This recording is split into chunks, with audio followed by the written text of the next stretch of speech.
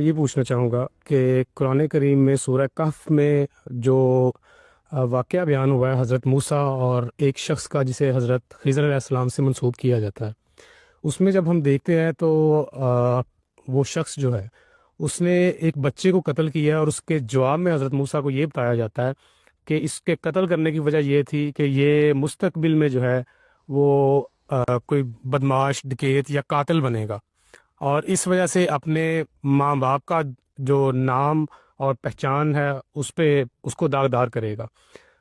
باقی کے جو واقعات ہیں، دیوار کا گرانا اور کشتی میں جو ہے وہ سوراخ کرنا، اس کو بھی اگر دیکھا جائے تو ایسا لگتا ہے کہ جیسے اچھائی یا برائی جو ہے یہ پہلے سے ڈٹرمنڈ ہے، اور اگر یہ پہلے سے ڈٹرمنڈ ہے تو پھر جزا اور سزا کا یہ وہ واقعہ بڑا حکیمانہ واقعہ ہے۔ اس میں اصل میں کیا یہ گیا ہے کہ ایک پیغمبر کے سوالات کا جواب دینے کے لیے اس دنیا کے پیچھے خدا کا ہاتھ جیسے کام کر رہا ہے، اسے تھوڑا سا پردہ اٹھا دیا گیا ہے۔ یعنی یہ بتایا گیا ہے کہ اس دنیا میں جو واقعات ہو رہے ہوتے ہیں یہ اندھے اور بہرے واقعات نہیں ہیں، ان کے پیچھے خدا کا ہاتھ ہوتا ہے۔ کیوں خدا کا ہاتھ ہوتا ہے ان کے پیچھے؟ اگر بالکل بے لگام چھوڑ دیا جائے انسان کو، یعنی میں قتل کا منصوبہ بناتا ہوں، میں اس کی باقاعدہ منصوبہ بندی کرنے کے بعد اس کے لیے اقدام کرنا چاہتا ہوں، یہاں تک تو میرا اختیار ہے، قتل ہو جانے دیا جائے، اس معاملے میں بعض اوقات خدا مداخلت کرتا ہے، اسے کرنی چاہیے، ورنہ دنیا فساد کا شکار ہو جائے گی۔ وہاں جو سوال کا جواب دیا گیا وہ یہ ہے کہ یہ نوجوان اپنے والدین کے لیے بہت بڑا مسئلہ بننے والا تھا، تو اس وجہ سے ہم نے اس کی زندگی ختم کر دی۔ یہ روز ہو رہا ہے، بچے مر رہے ہیں، لڑکپن میں لوگ دنیا سے رخصت ہو رہے ہیں، نوجوان دنیا سے رخصت ہو رہے ہیں۔ یہ اس سوال کا جواب دیا گیا ہے کہ یہ کیوں ہو رہا ہے، اس کا ایک جواب، یہ نہیں بتایا گیا کہ سارے جواب ہیں، ایک چیز سے پردہ اٹھا کے یہ بتا دیا گیا ہے کہ اس کے پیچھے خدا کی یہ حکمتیں ہوتی ہیں۔ یعنی خدا مداخلت کرتا ہے، اور مداخلت کرنے کے بعد لیکن اس کا مطلب یہ نہیں ہے کہ اس مداخلت کے نتیجے میں میں بری ذمہ ہو جاتا ہوں۔ اس کو دیکھیے چند اصولوں میں سمجھ لیجئے۔ میں یہاں سے ارادہ کرتا ہوں کہ مجھے حج کرنے کے لیے جانا ہے، ایک نیکی کا کام ہے، میں نے اس کے لیے روپیہ جمع کیا ہے، میں نے اپنا گھر بار چھوڑا ہے، میں نکل کھڑا ہوا ہوں، راستے میں حادثہ ہو گیا اور میں نہیں کر سکا، تو مجھے کیا اس نیکی کے اجر سے محروم کر دیا جائے گا؟ قرآن کا جواب یہ ہے کہ نہیں، وہ نیکی آپ کی نیت کی بنیاد پر آپ کو حاصل ہو جائے گی۔ اللہ تعالیٰ نے روک دیا، نہیں ہونے دیا، اس میں کچھ مصلحتیں ہوتی ہیں، ان میں سے کچھ مصلحتیں ہیں جس کو واقعہ خضر میں بیان کر دیا گیا ہے۔ بالکل اسی طریقے سے میں گھر سے نکلتا ہوں، کسی آدمی کو مارنے کے لیے نکل کھڑا ہوتا ہوں، تو کیا ہر آدمی کو لائسنس دے دیا جائے کہ وہ جب کسی کو مارنا چاہے مار دے؟ نہیں، کبھی خدا اس معاملے کو ہونے دیتا ہے اور کبھی اس کو روک دیتا ہے اپنی مصلحتوں اور اپنی حکمتوں کے تحت۔ لیکن قاتل جب نیت اور ارادہ کر کے نکل کھڑا ہوا ہے تو وہ مجرم ہو چکا ہے، اس سے کوئی فرق نہیں پڑتا کہ ہوا ہے یا نہیں۔ سر، اس واقعے میں جس بچے کا ذکر کیا گیا ہے وہ ایک شاید ایسا بچہ ہے جو ابھی لائبل نہیں ہے ایسے کسی فیل کے لیے، تو کیا یہ واقعہ جو ہے پری ایمپٹیو اسٹرائک کو جسٹیفائی نہیں کرتا؟ یہ بات یہ ہے کہ خدا تو قبل از وقت بھی اقدام کرے گا۔ اگر کوئی قابل اعتراض بات ہو سکتی تھی تو وہ یہ ہو سکتی تھی کہ اس کے لیے جزا و سزا کا فیصلہ اس بنیاد پر کر دیا جاتا ہے، یہ نہیں کیا گیا۔ یعنی اس کے والدین کو ایک صورتحال سے بچا لیا گیا ہے۔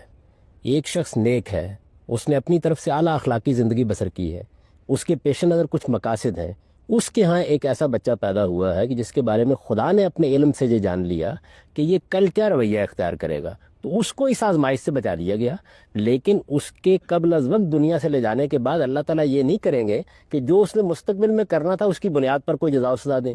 جزا و سزا کے بارے میں قرآن نے واضح کر دی ہے بالکل، اور تمام الہامی مذاہب میں یہ بات بالکل واضح ہے کہ جس وقت اس کا صدور ہو جاتا ہے، جس وقت آپ وہ کام کر ڈالتے ہیں، اس کے بعد اللہ تعالیٰ سزا دیتا ہے۔ جزا کے معاملے میں تو اللہ تعالیٰ جس کو جو چاہے دے دے، اس میں تو کوئی رکاوٹ نہیں، لیکن سزا اس وقت تک نہیں ملتی جب تک کہ آپ کسی چیز کو جانتے بوجھتے نہیں کرتے اور جب تک کر نہیں گزرتے۔ اللہ تعالیٰ کے علم میں اس بچے کو پیدا کرتے وقت یہ بات نہیں تھی، اور اس کو پیدا کرنا اور کرنے کے بعد ہلاک کرنا ضروری تھا؟ بہت اچھا سوال آپ نے کیا۔ دیکھیے، والدین کو ایک بچہ دینا بھی ضروری تھا۔ بچہ ہمارے پاس 3 مراحل سے گزرتا ہے۔ ایک وہ مرحلہ ہوتا ہے جس میں نہ اس کے اندر کوئی خیر کا شعور ہوتا ہے نہ شر کا شعور ہوتا ہے، ہم اس سے کھیلتے ہیں، اس سے محبت کرتے ہیں، وہ ہمارے گھر کی رونق ہوتا ہے، اس وقت وہ ایک نعمت ہوتا ہے۔ پھر وہ لڑکپن کی زندگی میں داخل ہوتا ہے تو کچھ ذمہ داریاں اس سے متعلق ہوتی ہیں، یہ والدین کا امتحان ہے جس سے ان کو گزارا جاتا ہے۔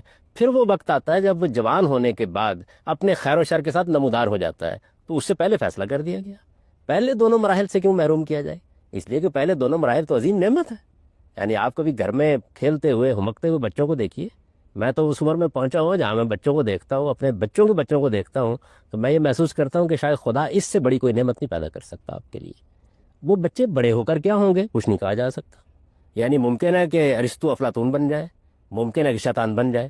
وہ جب شیطان بننے کے مرحلے میں داخل ہوتے ہیں اس وقت خدا مداخلت کرتا ہے بعض اوقات، اور کرنی چاہیے، ورنہ دنیا جہنم بن جائے، جینا مشکل ہو جائے۔ یعنی اس دنیا کا نظم چلا رہا ہے پروردگار، صرف اس کو پیدا کر کے کہیں بیٹھ نہیں کیا، اس کا نظم چلا رہا ہے۔ دیکھو قرآن نے اسے 2 لفظوں میں بیان کیا، الا لہ الخلق والامر۔ اس نے صرف پیدا ہی نہیں کیا، وہ اس دنیا کا نظم بھی چلا رہا ہے، لہٰذا اس کے اندر بڑا فساد نہیں پیدا ہونے دیتا۔